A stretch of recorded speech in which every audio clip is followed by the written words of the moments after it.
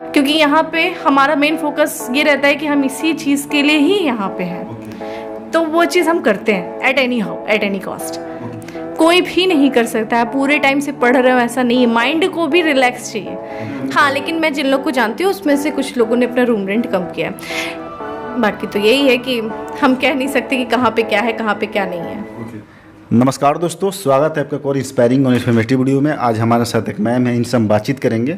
ये दिल्ली के मुखर्जी में रहती है और प्रिपरेशन करती है यूपीएससी की।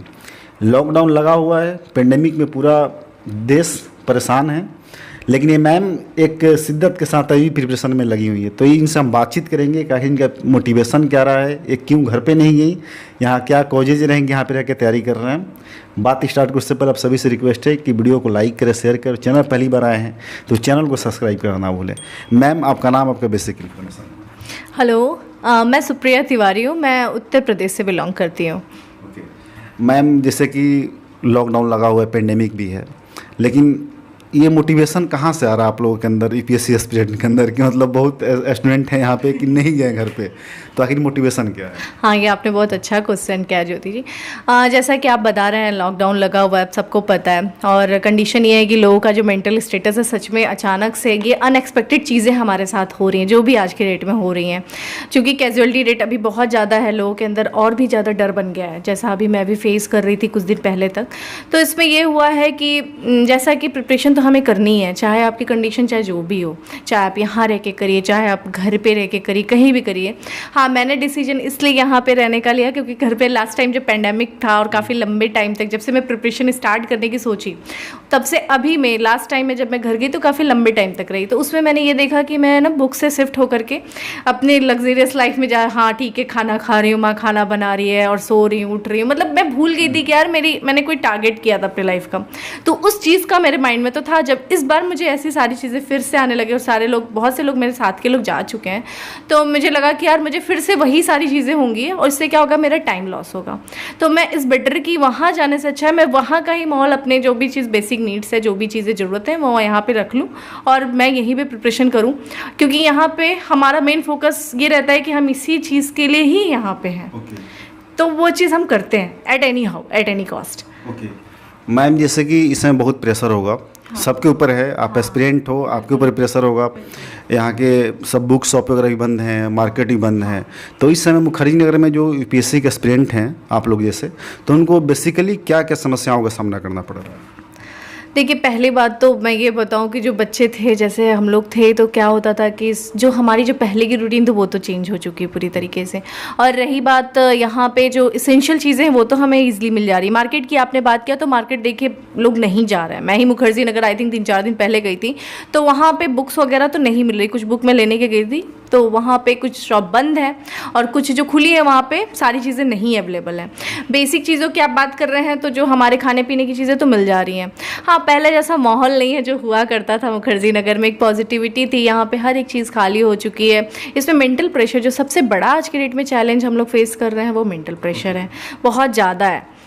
तो मैम, मेंटल प्रेशर की आपने बात किया है, तो इस पेंडेमिक में मेंटल प्रेशर तो हर ह्यूमन बीइंग के ऊपर है। हाँ। तो उस मेंटल प्रेशर को एज ए स्टूडेंट आप कैसे हैंडल कर रहे हो?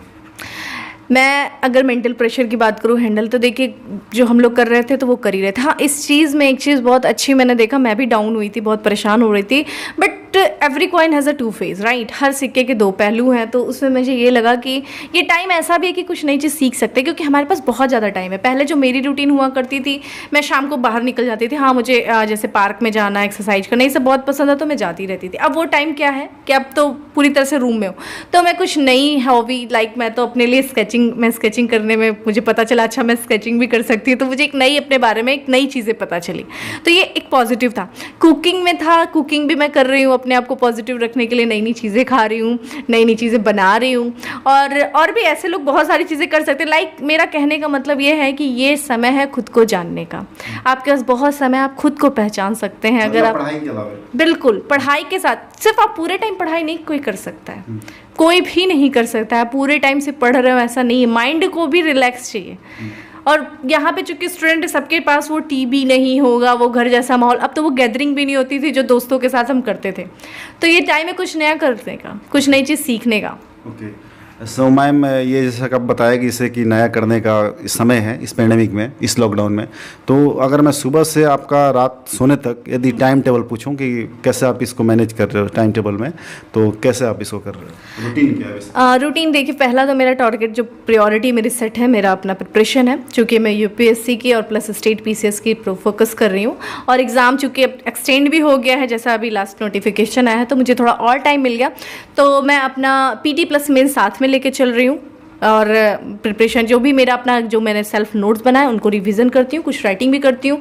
फिर उसके बाद मेरा अपना जो है, मैंने बताया ना कि नई हॉबी डेवलप करना, कुछ उस पर भी फोकस करती हूँ, क्योंकि एट द एंड मैं थोड़ा डाउन होने लगती हूँ। हमारे पास लोग नहीं होते हैं बात करने के लिए, और कितना आप मतलब फ़ोन पे और कितनी चीज़ों पे इंडल्ज रहोगे, कितना म्यूज़िक भी सुन लोगे, तो माइंड भी तो शांत। तो फिर शाम को थोड़ा योगा वगैरह कर लेना, मेडिटेशन कर लेना, एंड फिर रात में कुकिंग करना मैं नहीं भूलती हूँ, क्योंकि मुझे खाना पीना बड़ा पसंद है। समय में क्वेश्चन और बनता है यहाँ पे कि जैसा कि लॉकडाउन होने की वजह से सारे कोचिंग इंस्टीट्यूट्स बंद हैं, तो अभी कोचिंग वगैरह तो चल नहीं रहा होगा, तो इस समय ऑनलाइन सारे कोचिंग वगैरह चल रहे हैं। तो चूंकि आप लोग वेटरन हैं, तो जो भी आपको नए एस्पिरेंट्स सुन रहे हैं, जो या तो मुखर्जी आना चाहते हैं या फिर कोचिंग इंस्टीट्यूट ज्वाइन करना चाहते हैं, ऑनलाइन ही सही, तो आपके नज़रिए में ऑनलाइन ऑफलाइन को आप कैसे देखते हो?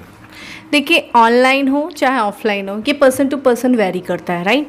तो जैसा कि हम लोग तो ऑफलाइन क्लास लिए थे, तो हमारे लिए थोड़ा सा हमारे लिए टफ हो रहा था ऑनलाइन शिफ्ट होना, क्योंकि अब सारी चीज़ें ऑनलाइन हो रही है। डिसेंट्रलाइजेशन एजुकेशन का हो जाने से एक तरीके से अच्छा भी हुआ है, क्योंकि बहुत सारे ऐसे बच्चे हैं जो नहीं आ पा रहे थे, उनको अच्छी मतलब तैयारी में हेल्प नहीं मिल पाता था। लेकिन हाँ, मैं ये कहूँगी अभी फ़िलहाल दिल्ली आना सेफ़ नहीं है, क्योंकि बहुत सारी यहाँ पे चीज़ें नहीं ओपन है और सेफ़ भी नहीं है एक तरीके से। और रही बात संस्था की, आप बात करें इंस्टीट्यूट की, तो वो मुझे नहीं लगता कि इस साल खुलने वाले हैं, तो कोई चांस ही नहीं बनता है कि आप दिल्ली आओ और अपना फालतू के पैसे भी बर्बाद करो, क्योंकि अब सारी चीज़ें ऑनलाइन, आपको वही चीज़ें सेम मिल रही हैं, वही टीचर वही पढ़ा रहे हैं जो क्लास में पढ़ाते थे। हाँ, ये चीज़ें हैं कि डायरेक्ट जो टीचरों से हम टच में रहते थे वो हमें नहीं मिल पा रहा, लेकिन उसके लिए भी वो संस्थाएं जो हैं वो सुविधाएं दे रही हैं, वो फैसिलिटी दे रही हैं कि आप फ़ोन पे बात करके, व्हाट्सएप के थ्रू, बहुत सारी जो है ना सोशल चीज़ें, उससे आप क्या कर सकते हैं, उनसे टच में रह सकते हैं।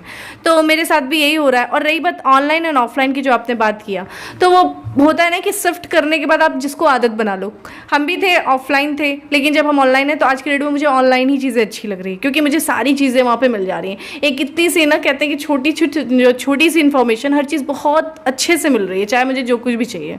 ओके मैम, जिस पीजी में आप रह रहे हो, तो यहाँ पे बहुत सारे पीजी, तो बहुत सारे स्टूडेंट जा चुके हैं, तो इस समय पीजी का जो रेंट वगैरह है, चाहे रूम का रेंट वगैरह है, क्या यहाँ के जो ऑनर हैं कुछ कम किया है, कुछ किफ़ायत मतलब उन्होंने कुछ छूट वगैरह दिया है कि नहीं? क्योंकि ये तो बहुत बड़ा मतलब आर्थिक लॉस भी हुआ बहुत लोगों को, तो इसमें क्या है? देखिए, आपके क्वेश्चन से मुझे तो इसलिए हंसी आ गई, क्योंकि मैं जहाँ पे रह रही हूँ मेरे लैंडलॉर्ड ने बिल्कुल भी छूट नहीं दिया है। ये उनका क्या कहूँ मैं, कभी कभी, और ये भी चीज़ें होता है। हाँ, बाकी आसपास जितना मैं जानती हूँ, जिनको मैं जानती हूँ, वो लोगों ने तो, काफ़ी लोगों ने तो रूम ही छोड़ दिया, काफ़ी यहाँ पे खाली हो गए बिल्डिंग वगैरह काफ़ी। लेकिन जो लोग रह रहे हैं उनके काफ़ी रूम रेंट कम हुए हैं, कम किया गया, क्योंकि ऑब्वियस है कि यार आज सारी चीज़ें बंद चल रही हैं। लोगों के जॉब, कितने लोग ने जॉब लॉस किया, कितने लोग जो अपने बिजनेस कर रहे थे उनके बिजनेस नहीं चल रहे हैं। तो ये आई थिंक जो और भी लैंडलॉर्ड है उनको ये चीज़ समझनी चाहिए, उनको बिना कहे, क्योंकि बच्चे प्रेशर डाल रहे हैं, ये खुद से नहीं कर रहे हैं, ये बच्चे प्रेशर डाल रहे हैं। तो कम से कम उन्हें खुद भी कर लेना चाहिए एज ए ह्यूमैनिटी के लिए। और बाकी तो कर रहे हैं लोग, करने वाले कर रहे हैं रूम रेंट कम, ह्यूमैनिटी के नाम पे कुछ लोग कर रहे हैं। हाँ, ह्यूमैनिटी के नाम पे, जैसे अब मैंने अपना एक एग्जांपल दिया ना कि मेरे यहाँ नहीं हो रहा है, मैंने अपने फ्रेंड्स जो हैं, हाँ, लेकिन मैं जिन लोग को जानती हूँ उसमें से कुछ लोगों ने अपना रूम रेंट कम किया है। बाकी तो यही है कि हम कह नहीं सकते कि कहाँ पे क्या है, कहाँ पे क्या नहीं है। तो इस समय जो पीजी में खाना वगैरह बन रहा है, खाना वगैरह जो खाने को मिल रहा है, तो मन में ये डर नहीं लगता कि हाइजीन है कि नहीं है कोरोना की वजह से? हाँ, थोड़ा लगता है, लेकिन मेरे पीजी की एक खास बात ये है कि ठीक है, अंकल ने रूम रेंट नहीं कम किया, कोई बात नहीं, लेकिन वो हाइजीन बहुत अच्छा मेंटेन किए हैं। भैया अपना प्रॉपर तरीके से बाहर से अगर खाना वगैरह कुछ भी ला रहे हैं, तो वो चूँकि किचन काफ़ी हमारा अलग है, इवन 4th फ्लोर पे किचन है, तो मतलब ही नहीं है टच होने का। खाना बना के वो बाहर चले जाते हैं, 1-2 घंटे बाद आप खाना ले सकते हो और खुद भी बना सकते हो। इतना उन्होंने अलाउ किया कि आप खुद भी बना लो अगर आपको लगता है कि इससे दिक्कत है अपना हाइजीन मेंटेन करने के लिए, हर एक चीज़। मैम, आपको बहुत लोग सुन रहे हैं यूट्यूब पे, आप यूपीएससी एस्पिरेंट हो, आप बहुत लोग यहाँ मुखर्जी में आना चाह रहे हैं, इस समय तो नहीं आ सकते हैं, लेकिन इन फ्यूचर आएंगे, तो आपको उनके लिए क्या मैसेज है? अभी फ़िलहाल तो मैं यही कहूँगी कि अभी किसी को आने की कोई ज़रूरत नहीं है। अभी फ़िलहाल के टाइम में जो भी आपको सुविधाएं घर पे मिल रही है आप उनका अच्छे से यूटिलाइज़ करो, जो भी और ऑनलाइन क्लासेस हैं। हाँ, इन फ्यूचर जब आप आएँ तो बहुत अच्छा है, मुखर्जी नगर में अच्छी प्रिपरेशन हो सकती है। और जैसा कि हमने बताया कि जो टीचरों का टच आज हमें नहीं मिल रहा है, जो उनकी गाइडेंस अभी प्रॉपर तरीके से नहीं मिल रही है, वो हमें यहाँ पर अच्छे से मिलेगी, जिससे हमारी प्रिपरेशन कहते हैं और भी बेटर होगी। तो बाकी आने वाला दिन आई विश कि सब कुछ बहुत अच्छे से, जो भी चीज़ हम लोग पहले का था, पेंडेमिक के पहले चीज़ें थी, सब कुछ फिर से पहले जैसी हो जाए।